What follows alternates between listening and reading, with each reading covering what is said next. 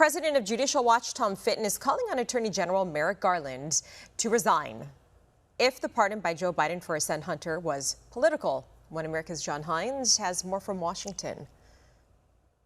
We are speaking with the president of Judicial Watch, President Tom Fitton.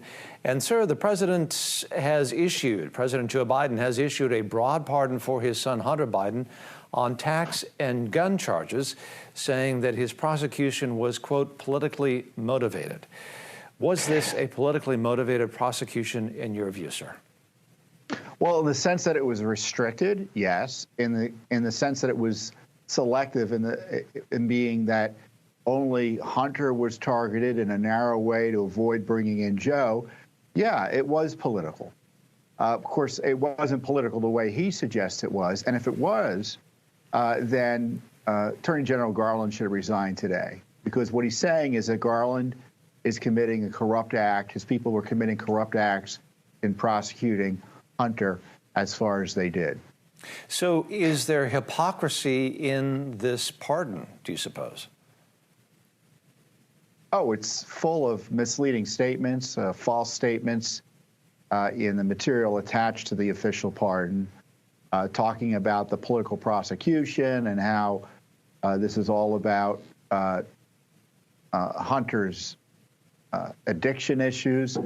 Look, Joe was running a racketeering operation with Hunter and other family members, and they did their darndest to keep that secret and to keep the Justice Department from prosecuting him fully for that, because it would have implicated Joe Biden personally.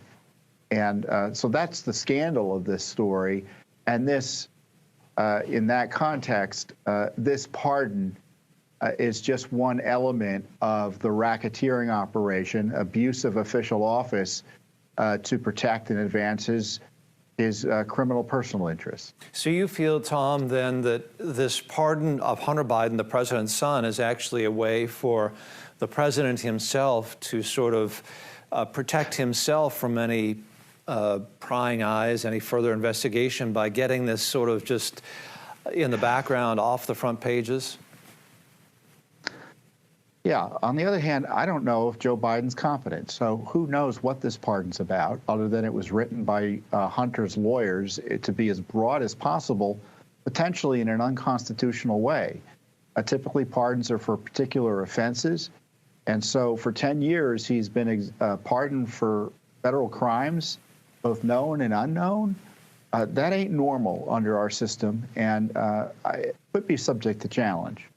So in terms of the timing, do you suppose this is perhaps because I think Hunter was supposed to be sentenced in the gun charges, I think, here in the next couple of days, and then I think next week he was supposed to be sentenced in those with regard to those tax charges out in California. Do you suppose that's why the timing of this came up here just this weekend?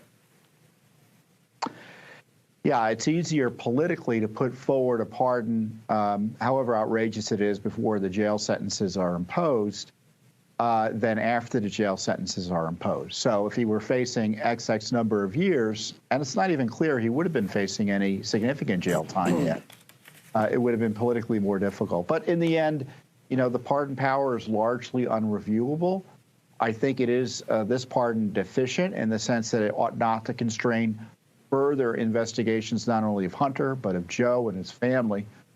But to me, it's a perfect bookend and really completes the arc of corruption that is the Biden crime family. Judicial Watch President Tom Fitton, thank you for talking to us on One American News, sir. It's a pleasure.